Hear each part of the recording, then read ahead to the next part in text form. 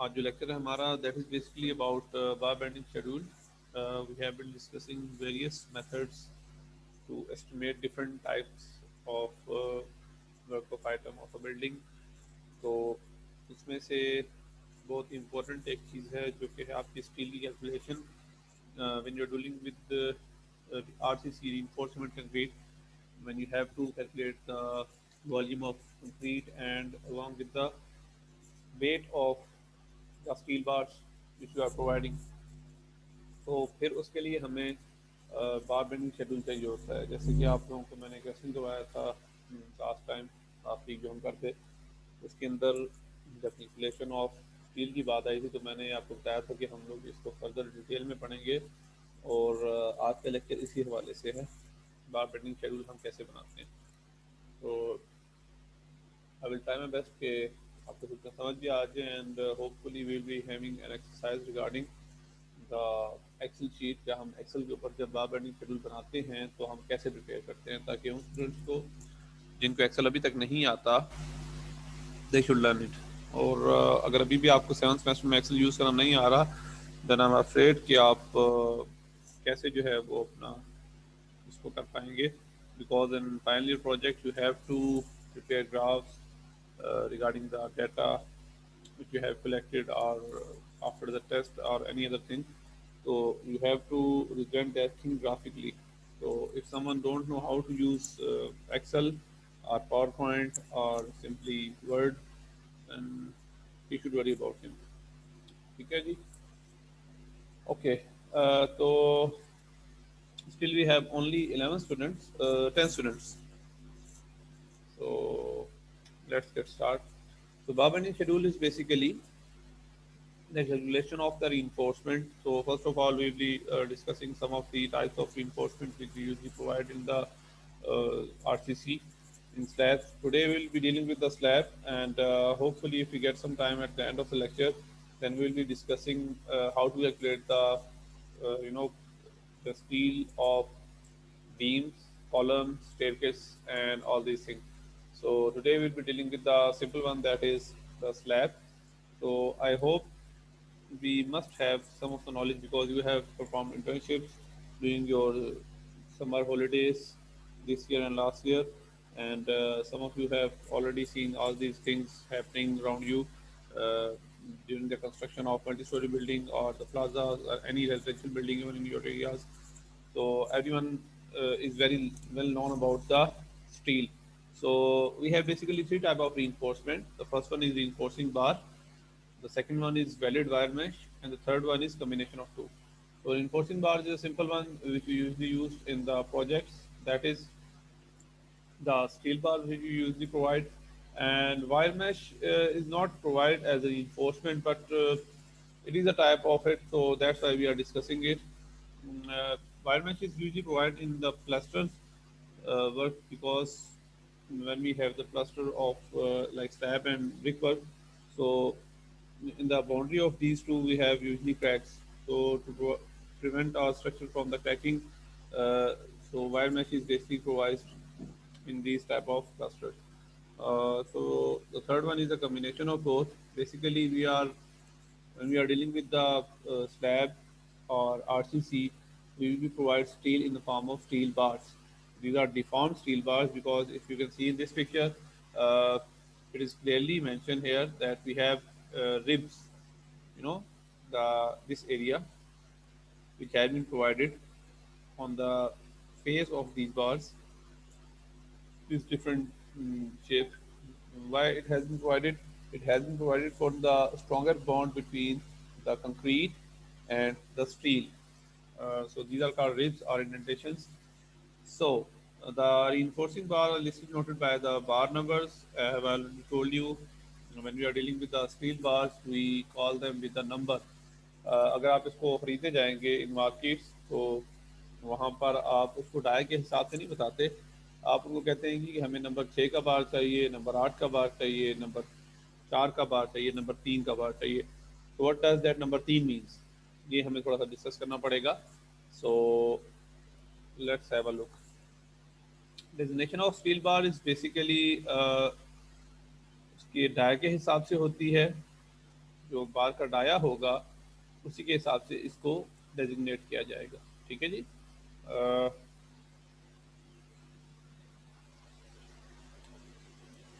So we have variety of steel bars with the different steel bars dia, and hopefully you have studied these things in PRC2 and PRC1.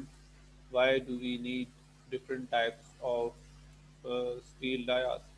हमें क्यों different type of बार चाहिए होती हैं? Steel की जो percentage होती है जो हम टेंसाइल फोर्सेस कंट्रोल करने के लिए प्रोवाइड करते हैं वो क्यों ज़्यादा या कम होती है? आई होप इसका नॉलेज आपको होगा। बहरहाल इस सब्जेक्ट में कोई ये चीज़ हमें नहीं डिस्कस करनी। तो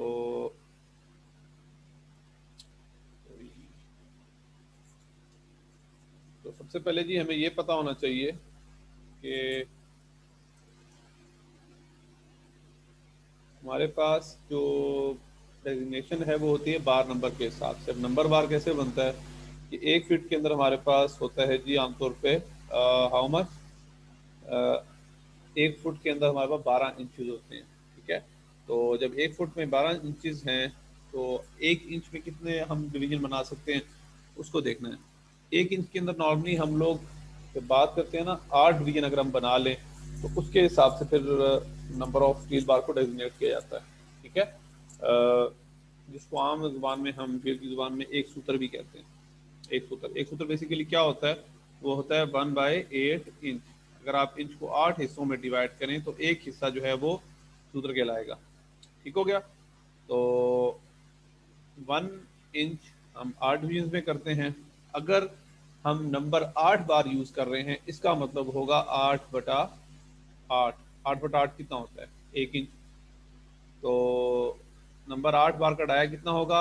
8/8। तो इसका मतलब उसका 1 इंच डाया होगा। अगर हम कहते हैं कि नंबर 6, तो नंबर 6 का मतलब होगा 6/8 इंच। ठीक है जी, 6 सूत्र का बार है तो 6 सूत्र का मतलब कितना डाया हुआ? 6/8। इसको 6/8 भी लिख सकते हैं, इसको आमतौर पे 3/4 भी लिखा जाता है और ये 0.75 इंचज बनते हैं। ठीक है जी, 3/4 इंचज भी इसको लिखा जाता है या 6/8 लिखा जाता है। 6 सूत्र का सरिया। अच्छा, सिमिलरली अगर आप 4 सूत्र की बात करेंगे, नंबर 4 बार की बात करेंगे, तो नंबर 4 बेसिकली क्या है? 4/8। तो ये हाफ इंच का स्टील बार है। अगर नंबर 8 जो है वो 1 इंच है तो नंबर 4 उसका हाफ हुआ, तो ये आधे इंच का बार है। तो नंबर 4 को हम हाफ इंच का बार भी कहते हैं, 4 सूत्र का सरिया भी कहते हैं, फील्ड में आधी इंच वाला सरिया भी कहा जाता है। लेकिन हम जब टेक्निकली बात करते हैं तो हम उसको डेजिग्नेट करते हैं with numbers. Number 4 bar mean 4/8 या हाफ इंच बार। ठीक है, तो सिमिलरली नंबर 3 क्या होगा? 3/8। तो नंबर 3 बार का मतलब है कि इसका डाया है 3/8 इंच, 3 सूत्र इसका डाया। तो नंबर 10 अगर हम फॉर एग्जांपल आपने देखा होगा मेट्रो के या बड़े बड़े प्रोजेक्ट्स होते हैं जहाँ पर हमारा स्टील काफ़ी ज़्यादा यूज़ होता है, जैसे कि आपके ब्रिजेस में यूज़ होता है, वहाँ पर ये थोड़े हमें डाया ज़्यादा वाले स्टील चाहिए होते हैं स्टील बार। तो कभी कभी नंबर 10, नंबर 11, नंबर 12 में यूज़ होता है। तो नंबर 10 से मुराद क्या होगी? 10/8। ठीक है, अब ये 1 इंच से ज़्यादा वाली 1 इंच तक जिसकी थिकनेस थी वो तो नंबर 8 तक खत्म हो जाएगी ना। नंबर 3, 4, 5, 6, 7, 8 ये तो सारे हो गए आपके उसके अंदर। अच्छा, इसको mm के अंदर भी लिखा जाता है। 1 इंच के अंदर आई होप आपको पता होगा 25 mm होते हैं। तो अगर आप में डील कर रहे हो, फील्ड में आमतौर पे तो नहीं चलता, चलता तो फील्ड के अंदर वैसे नंबर बार ही बोला जाता है। फिर भी अगर आपको कुछ टाइम ऐसी होती है जिसमें नंबर डाया और स्टील में लिखा होता है, वहाँ पे नंबर नहीं लिखा होता। ठीक है, तो उसके लिए भी डेफिनेशन आपको याद होनी चाहिए। अब 25 mm 1 इंच में है तो 25 वाला जो बार है वो कौन सा वाला होगा? बेसिकली 1 इंच वाला। इसका हाफ ये आधी इंच वाला 12 है, ये 10 इंच वाला। तो ये नंबर 3 है, नंबर 4, 5, 6 और ये 8। इसी तरह इसके डबल भी हैं, ये नंबर 12 का है ऑलमोस्ट। ठीक है, तो ये बार डेजिग्नेशन का तरीका ये है कि हम उनको with respect to their dia हम उनको डेजिग्नेट करते हैं और इस तरह उनको नंबर दिए जाते हैं। ये चीज़ मैं पहले भी आपको एक दफ़ा दिखा चुका हूँ कि हमें इनका क्रॉस सेक्शन एरिया या एटलीस्ट वेट पर फीट पता होना चाहिए, क्योंकि यही असल चीज़ है अगर आपको किसी बार का वेट पर फुट नहीं पता तो आप बार बेंडिंग शेड्यूल निकाल ही नहीं सकते। आपको 1 फुट की वेट पता होगा तो आप टोटल लेंथ का वेट बता सकेंगे ना। हम लोग बेसिकली करते क्या हैं, हम लोग स्टील बार्स की लेंथ फाइंड आउट कर लेते हैं और ये बता देते हैं कि नंबर 4 का सरिया इतने फुट लगेगा, नंबर 6 का सरिया इतने फुट लगेगा, नंबर 8 का सरिया इतने फुट लगेगा। अब उस लेंथ में से वेट कैसे निकलता है, हमें 1 फुट का वेट पता होता है, ठीक है। अगर 1 फुट आपका 1 kg का है तो 100 फुट का सरिया कितने kg का होगा, बस ये वाला आम सा हिसाब है। तो उसके लिए हमें स्टील बार की जो डेजिग्नेशन है उसके वेट पर फीट पता होना चाहिए। यहाँ पे बड़ी क्लियरली लिखा है बार डेजिग्नेशन का मतलब 2/8, तो ये 1/4 भी लिख सकते हैं। नंबर 3 का मतलब 3/8, 4 का मतलब 4/8 या 1/2, 5/8, 6/8 या 3/4 लिख लें काट के, 7/8, 8/8 क्या होगा आपका, दैट विल बी नंबर 8 बार और एक ही जिसका डाया होगा। और बाकी इससे ऊपर चलते जाएंगे तो उसके डाया भी पढ़ते जाएंगे, बार नंबर भी आपको इंक्रीज होते हुए इसमें नजर आ रहे हैं। सो बार डेजिग्नेशन डायमीटर आ गया, क्रॉस सेक्शन एरिया याद करना जरूरी नहीं है, पता होना चाहिए। ये चीज़ याद करने की जरूरत है, पाउंड पर फीट, या आमतौर पे हम इसको पाउंड पर फीट में नहीं केजी पर फीट में याद करते हैं। और मैंने यहाँ पर वही बार लिखे जो आमतौर पे हम नॉर्मली यूज़ करते हैं। तो नंबर 3 बार, 4 बार, 6 बार और 8 बार ही बहुत ज़्यादा यूज़ होता है। अगर मल्टी स्टोरी हो तब भी, या आपकी रेजिडेंशियल बिल्डिंग हो तब भी, इसके अंदर ये 4 डेजिग्नेशन वाले बार बहुत ज़्यादा यूज होते हैं। इससे ऊपर वाले जो नंबर बार्स हैं वो यूटिलाइज तो होते हैं लेकिन वो फिर नॉर्मल बिल्डिंग्स में नहीं होते, वो कोई बहुत ही स्काई स्क्रैपर टाइप हो या फिर ब्रिजेस हों, ब्रिजेस के अंदर इससे बड़े वाले बार यूज होते हैं, वरना रेजिडेंशियल बिल्डिंग से रिलेटेड या कमर्शियल बिल्डिंग जो हैं उनके अंदर नंबर 8 से ऊपर नहीं जाते। तो आपको इनका वेट जुबानी याद होना चाहिए कि नंबर 3 का है, ठीक है, कितने फीट केजी है, 0.17 kg पर फीट। यानी कि अगर आप 1 फुट का स्टील का बार लेंगे ना, नंबर 3 बार का 1 फुट का स्टील बार अगर आप लेंगे तो उसका वेट ये होगा, ठीक है। जब 1 फुट के स्टील बार का वेट पता है तो टोटल लेंथ अगर 100 फुट निकल आई तो क्या करेंगे, 100 फुट को 1 फुट वाली वेट से मल्टीप्लाई करेंगे, आपको बहुत टोटल वेट आ जाएगा कि आपको इतना टन सरिया चाहिए। हमें सरिया खरीदना होता है टन के हिसाब से, तो 1 टन में 1000 kg होते हैं, आप केजी में फाइंड आउट कर लेते हैं और उसको बाद में टन में कन्वर्ट कर लेते हैं। तो नंबर 4 का इसी तरह लिखा हुआ है 0.303, नंबर 6 0.682 और नंबर 8 जो है 1.21 kg पर फीट। 1 फुट लेंथ के जो सरिया होगा उसकी वेट लिखे हुए हैं। तो रीइंफोर्समेंट का जहाँ तक ताल्लुक है आपने ये सब कुछ देखा होगा क्योंकि कंस्ट्रक्शन से रिलेटेड ऑलमोस्ट सारे कोई नॉलेज होता है। इसके अलावा आपने इंटर्नशिप्स की होंगी या आपको कोई साइट विजिट पे लेके गए होंगे, वहाँ पे सब कुछ आपने होपफुली देख लिया होगा। सो हमारे पास जो रीइंफोर्समेंट है वहाँ पर जब हम काम करते हैं साइट पर तो हमारे पास फैब्रिकेटर होते हैं जिनको हम सरिये वाले भी कहते हैं। स्टील फैब्रिकेशन बेसिकली होती है ना कि हमें स्टील को फैब्रिकेट करना होता है, बांधना होता है या उसे एक शेप में लाना होता है। तो जो स्टील को कटिंग करते हैं उसको जो है वो बाइंड करते हैं, उसको बेंड करते हैं, उसको जोड़ते हैं, जो भी करते हैं, these are called steel fixers या स्टील फैब्रिकेटर्स। तो फैब्रिकेटर्स जो हैं वो आपको दे देते हैं कि हमने मतलब आप ड्राइंग प्रोवाइड करेंगे और आपको बना के देंगे। इसके अलावा हमारे जो स्टील होता है ये बेसिकली जिंक के साथ कोट भी होता है या इनको गैल्वेनाइज किया जाता है। जिंक के साथ अगर आप लेयर ऊपर किसी चीज़ के लगाएं तो उसको गैल्वेनाइजेशन कहा जाता है, ठीक है। वेस्टेज इसकी 1% से लेकर 10% तक जाती है, डिपेंड करता है कौन सा स्ट्रक्चर है। अगर आप स्लैब डील कर रहे हैं तो इसकी वेस्टेज 8% तक चली जाती है, अदर मेंबर्स के लिए वेस्टेज 10% तक होती है, ठीक है।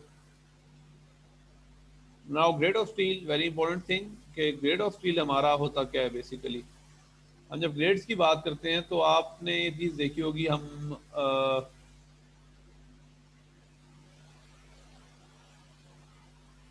अभी अभी आप आए हैं और आपको इशूज़ होने काइंडली ये चीज़ें मुझे यहाँ ना बोला करें कि सर मेरी लाइट का इशू, में नेट का मसला है, यार ये चीज़ें यहाँ डिस्कस करने वाली नहीं है। आप बीच में वैसे ही मेरा लेक्चर भी खराब। ग्रेड ऑफ स्टील की जहाँ तक ताल्लुक है हमारे पास, तो इसके अंदर हमने ये चीज़ देखनी होती है मार्केट में हमारे पास दो तरह के स्टील्स होते हैं।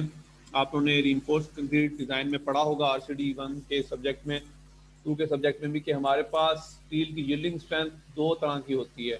या 40,000 PSI, जिसको हम 40 के KSI भी बोलते हैं, या ग्रेड 40 का स्टील कहते हैं।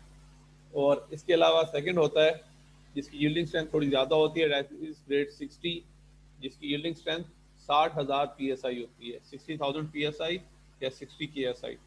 तो दो तरह के हमारे पास स्टील मार्केट में अवेलेबल होते हैं। जब आप किसी भी स्टील की फैक्ट्री में जाएंगे स्टील लेने के लिए, तो वो आपसे ये पूछेंगे कि आपने कौन सा नंबर बार खरीदना है, और फिर ये पूछेंगे कौन से ग्रेड वाला। तो ग्रेड से मुराद क्या होती है कि उसकी यील्डिंग स्ट्रेंथ कितनी है। वैसे अगर साइड पे पड़े हों तो आमतौर पे आपने देखा होगा इनकी मार्किंग कुछ यूँ की जाती है। जो इनका क्रॉस सेक्शनल एरिया होता है दोनों बार्स के एंड पे, उसको पेंट किया जाता है, ठीक है। तो ताकि डिफ्रेंशिएट हो सके कि ये वाला स्टील कौन से ग्रेड का है, वरना देखने में नज़र नहीं आता, क्योंकि नंबर 4 बार ग्रेड 40 का भी हो सकता है, ग्रेड 60 का भी हो सकता है। दोनों का डाया सेम होगा, कलर भी सेम होगा, तो how you will be differentiating कि कौन सा वाला ग्रेड 40 है, कौन सा ग्रेड 60 है। तो इसके लिए हमारे पास, या फैक्ट्री वाले आमतौर पर नॉर्मली इसको यूं कलर कर देते हैं। आपने स्टील में जिन्होंने की भी है काम साइड पे, उनको इस चीज़ का आइडिया होगा। या आप किसी अच्छी फैक्ट्री से अगर आप सरिया स्टील जो है प्रोक्योर करें, खरीदें, तो वहाँ पर आपको ऐसी मार्किंग हुई भी मिलेगी। सो सॉरी, जो ग्रेड 60 के स्टील हैं उनको आमतौर पे येलो कलर्स के साथ डिफ्रेंशिएट किया जाता है, डेजिग्नेट किया जाता है। इस पिक्चर में मैंने दिखाया हुआ है आपको। और ग्रेड 40 वाले जो हैं उनको या तो ब्लू या रेड दोनों कलर यूज़ किया जाते हैं फील्ड के अंदर। अगर आप स्टील का सरिया खरीदने जाएंगे, या किसी ट्रक पे आंदा कभी आपने लोड सरिया देखा हो, अगर वो लोकली मेड ना हो, किसी लोकल बंदे ने या किसी फैक्ट्री ने जो कि ठीक नहीं हो, जो स्टैंडर्ड काम करते हैं या ISO सर्टिफाइड होते हैं, या कि टेस्टिंग करते हैं सही तरह, अच्छे प्रोजेक्ट्स में जिनका स्टील इस्तेमाल होता है, उन फैक्ट्रीज के सरिये को अगर आप देखें तो उसमें मार्किंग आपको क्लियरली नजर आएगी। तो yellow is for grade 60 steel and blue and red is for grade 40 steel. तो ये आप लोगों को पता होना चाहिए।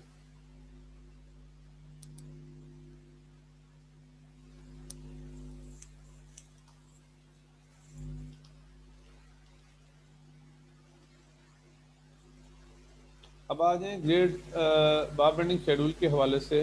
नॉर्मली हमारे पास बार बेंडिंग शेड्यूल को हम BBS भी बोलते हैं, और ये बेसिकली आपके पास एक कम्प्रिहेंसिव लिस्ट होती है जो डिस्क्राइब करती है कि बिल्डिंग के कौन से हिस्से के अंदर जो सरिया है वो कौन सा लगेगा, उसकी क्या लेंथ होगी, किस नंबर का होगा, और क्या साइज होगा इसका, ठीक है। तो ये सब कुछ ड्राइंग के अंदर तो होता है, लेकिन आपको जब स्टील प्रोक्योर करना होता है तो आप ड्राइंग पूरी पढ़ने के बाद उस सरिये को उस सेक्शन से निकालते हैं और यहाँ पर लिखते हैं।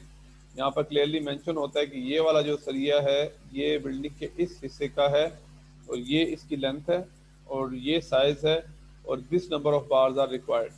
यानी कि एक सरिया चाहिए, वहाँ पर 10 चाहिए, 20 चाहिए, जो भी हैं।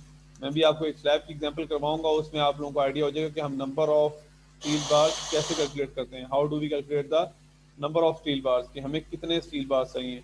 एक तो होता है ना कि उसका डाया या डेजिग्नेशन कि नंबर 4 का बार है, नंबर 6 का बार है, नंबर 8 का है, वो तो ड्राइंग में क्लियरली मेंशन होता है, लेकिन numbers of bar usually mention नहीं होते स्लैब के केस में, वो हमें खुद कैलकुलेट करने पड़ते हैं। तो ये सब कुछ आप कैलकुलेट करके एक ऑर्डरली जो मेथड है उसके थ्रू इसको लेकर आते हैं।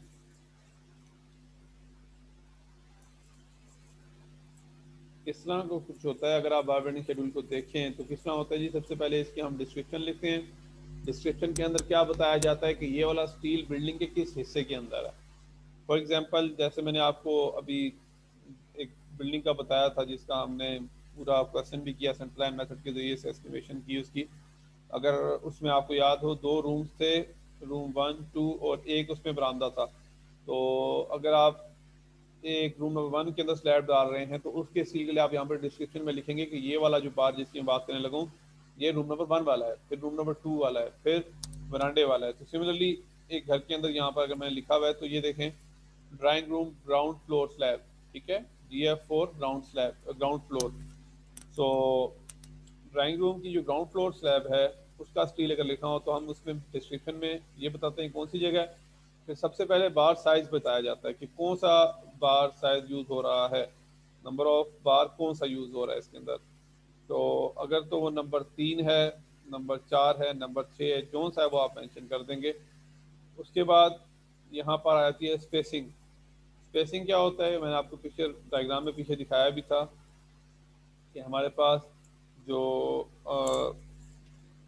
फॉर एग्जांपल मैं आपको दिखा देता हूँ। अब यहाँ पर आपको नज़र आ रहा होगा कि ये दो तरह के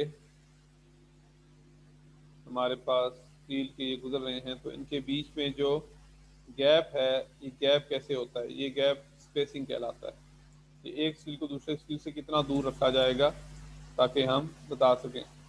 ठीक है जी। सो इसको सेंटर टू सेंटर डिस्टेंस भी कहते हैं, सी बाय सी इसको लिखा जाता है। मैं आगे ड्राइंग में आपको भी दिखाऊंगा तो होपफुली वहाँ से आपको क्लियर हो जाएगा। तो बार साइज बताया जाता है सबसे पहले, उसके बाद हम स्पेसिंग बताते हैं कि कितनी स्पेसिंग है, जैसे 7 इंच है, 5 इंच है, 6 इंच। इसका मतलब क्या है कि एक बार दूसरे बार से सेंटर टू सेंटर 7 इंच दूर है। ओके, नंबर ऑफ बार्स, कितनी बार्स हमें उस तरह की चाहिए होंगी, किस तरह की, इसकी कट लेंथ। कट लेंथ का मतलब होता है कि एक बार कितने फुट की होगी। फॉर एग्जांपल आप एक घर की, जिस घर के कमरे में आप बैठे हैं वो कमरा है 12 बाय 12 फुट का, तो उसके लिए आपको अगर कोई स्टील बार डालना है तो उसकी लेंथ 12 फुट होगी तो वो दीवारों तक पहुंच पाएगी ना। अगर इनटू इन 12 है तो फिर आपको दीवारों के ऊपर भी तो सरिया रखना है साइडों पे, तो आप फॉर एग्जांपल 6 इंच बढ़ा लें, 13 फुट आपको सरिया चाहिए होगा, तो 13 फुट उस एक सरिये की कट लेंथ कहलाएगी।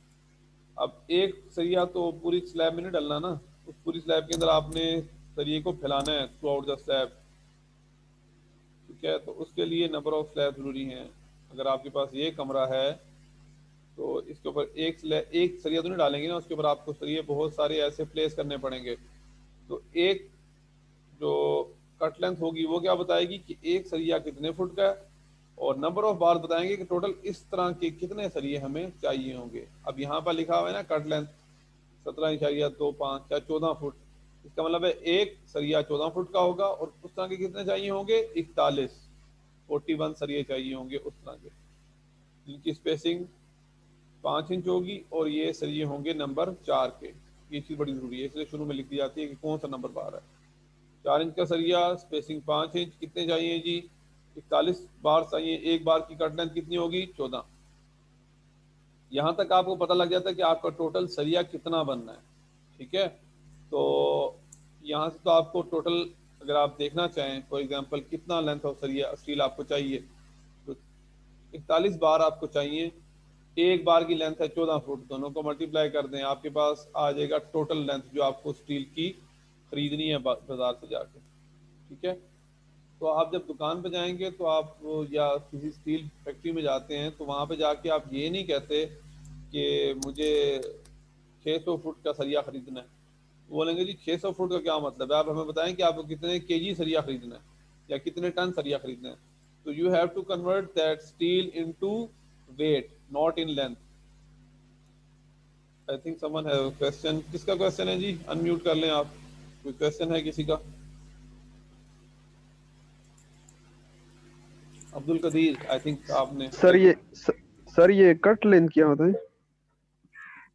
कट लेंथ अभी एक क्वेश्चन करवाऊंगा तो आपको समझ आ जाएगी। फॉर एग्जांपल ये आपके पास एक रूम है, ठीक है, ये 12 फुट बाय 12 फुट का है, इन टू इन, एक दीवार है दूसरी दीवार पर। अब ये उसकी दीवार है 9 इंच की। जब आपने सरिया प्लेस करना है तो आपको एक सरिया यहाँ से शुरू करना होगा, एक दीवार के ऊपर आप रखेंगे वो दूसरी दीवार तक जाएगा, इस तरह करके। ऐसा ही होता है ना, या नहीं? यस दीवारों के सर। साइड पर सरिया रखते हैं ना। चले यस फॉर सर। एग्जांपल मैं कहता हूँ आपने दीवार के ऊपर इसको 6 इंच यहाँ से ऊपर कर लिया, 6 इंच इस तरह से ऊपर कर लिया, टोटल 12 था, तो ये कितना फुट सरिया बना टोटल? 12 फुट तो घर के अंदर था ना, 12 फुट ये था, 6 साइडों से काले, टोटल कितना बन गया, 13 फुट। 24। नहीं नहीं नहीं नहीं, आप यहाँ से सिर्फ इसको देखें ना कि एक बार जो आपकी है, असल में क्लियर नहीं हो रहा, 2 मिनट। ये बार यहाँ से स्टार्ट होकर यहाँ तक जाएगी, ठीक है, घर का अंदर से लेंथ है 12 फुट, 6 इंच इधर लग गया, 6 इंच इधर लग गया, तो टोटल आपके पास जो एक लेंथ ऑफ बार या एक सरिये की आपको लेंथ चाहिए होगी वो कितनी होगी? 12 फुट ये, 6 × 6 ये, तो ये 13 फुट का एक फुट स्टील हो बार जाएगा। आपको चाहिए होगा। लेकिन इस तरह के कितने स्टील बार और लगेंगे? क्योंकि आपने पूरे कमरे में एक स्टील बार तो नहीं डालना ना छत के ऊपर। क्या ख्याल है? आप इसके ऊपर यहाँ से यस सर, सर इसकी लेंथ थ्रू पर the divide by slab space ऐसे डालते निकालना है। जाएंगे, इस तरह भी और इस डायरेक्शन में भी इस तरह ही डलते हैं ना स्टील। तो एक यस सर। चीज तो ये होगी कि आपको एक स्टील की लेंथ कितनी है, ऊपर से नंबर ऑफ बार्स कितने चाहिए। तो कट लेंथ आपको बताती है कि एक स्टील कितनी लेंथ वाला है, इसकी लेंथ कितनी है, और नंबर ऑफ बार्स बताते हैं कि कितने स्टील के इस तरह के आपको बार्स चाहिए होंगे ताकि आपकी छत कवर हो जाए।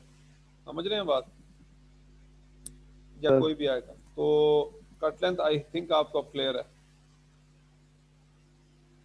जी, पता लग गया कट लेंथ का? Yes sir.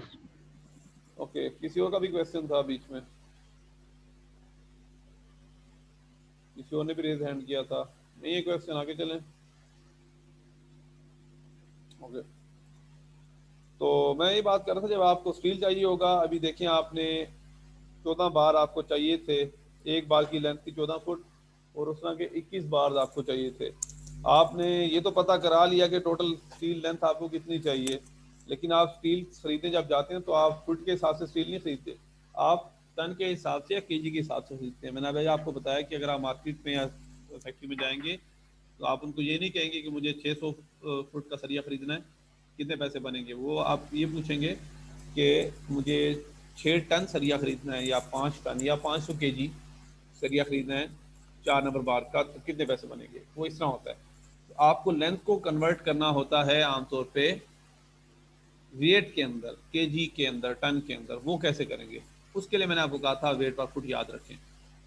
अगर आपके पास 10 फुट का बार है, आप चाहते हैं कि ये 10 फुट का बार कितने केजी का है, उसके लिए क्या तरीका है? आपको अगर 1 फुट की वेट पता है तो आप 1 फुट के वेट को मल्टीप्लाई बाय 10 करेंगे तो पूरे स्टील का वेट आपके पास आ जाएगा। This is the concept. तो आप क्या करते हैं कि वेट पर फुट, ये देखिए आप नंबर 3 का वेट पर फुट, क्योंकि इसका डाया कम है तो 1 फुट में इसका बार 0.1 केजी का होगा। नंबर 4 थोड़ा सा मोटा वाला सरिया है, उसका स्टील का वेट भी ज़्यादा होगा तो 0.303 उसका केजी पर फुट है। नंबर 6 का स्टील जो आपका बार है वो मज़ीद थोड़ा सा डाया में ज़्यादा है, तो उसका वेट भी ज़्यादा होगा 1 फुट का। तो आपने करना क्या होता है, आप इस तरह इसको लिखते हैं और जो आपका वेट पर फिट है इसको मल्टीप्लाई करते हैं कट लेंथ से, उसको मल्टीप्लाई करते हैं टोटल नंबर ऑफ बार से। तो इन तीनों को मल्टीप्लाई करने से आपके पास टोटल वेट आ जाता है। इसके लिए आपने क्या किया है, तो ये लेंथ आपको मिली थी ना, इस लेंथ को आपने 1 फुट से मल्टीप्लाई किया, आपको टोटल लेंथ पता लग गई सरिये की, इसको 1 फुट से मल्टीप्लाई करें तो वेट आ जाता है। और इसमें अगर आप शो कराना चाहें तो आप शेप शो करा सकते हैं कि स्टील की शेप क्या है या वो किस तरह प्लेस हुआ हुआ है। तो ये है जी बार बेंडिंग शेड्यूल की, जिस तरह हम इसको बनाते हैं आमतौर पे।